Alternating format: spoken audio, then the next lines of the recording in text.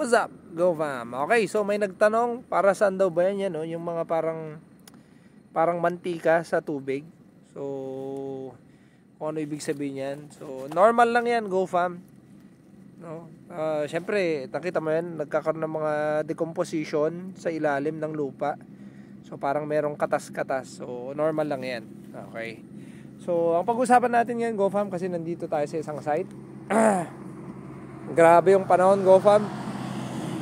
Dito sa amin ngayon, pag umulan, parang may bagyo. Tapos, ang nangyari, ang lakas ng hangin, nagkikiskisan yung mga dahon. So, nagkakaroon ng damage. Ayan. Tapos, ulan ng ulan din. Ayan, oh, kita nyo yung damage. Ayan, oh. Ayan. So, ang ginawa natin, Go Fam, dito is nagpa-spray na tayo ng fungicide. Nagpabaon na rin tayo ng insecticide kasi nga yung kapitbahay natin diyan meron ng BPH, may tungro. Okay? So, karamihan ngayon ng mga pinopost may problema sa dahon. Ayan, yung mga ganito, ayan, oh. So, dalawang klase ng farmer, Go Fam, isang conservative at saka isang aggressive. Okay?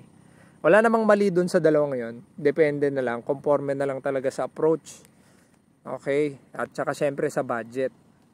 So yung conservative, ang reasoning nun is hindi ka maggagamot kung wala namang problema, kung wala namang kailangan gamutin. Yun yung conservative. Pag merong nakitang concern, merong nakitang issue, doon pa lang niya gagamutin.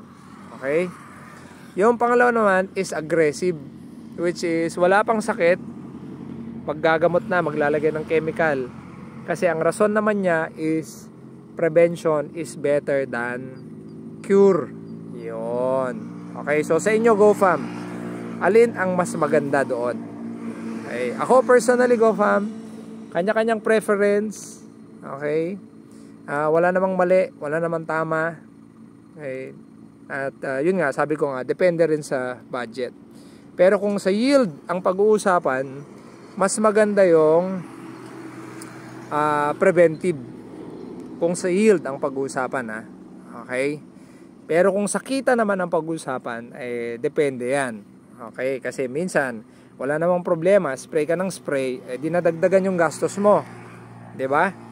Pero kung ayaw mong sumugal at meron kang budget, talagang maganda nga yung prevention. Kasi pag ganito nga, antayin mong magkaganyan, tapos saka ka pala mag-spray, more or less meron na ring yield loss yan. Hindi ko lang alam kung ilang percentage, pero siguro mga nasa at least 5, 10, 20% yung yield loss kapag ganyan, Go Fam. Okay? So, sa inyo, ano ang masasabi nyo? Mas magandang conservative or mas magandang aggressive, Go Fam, na farmer?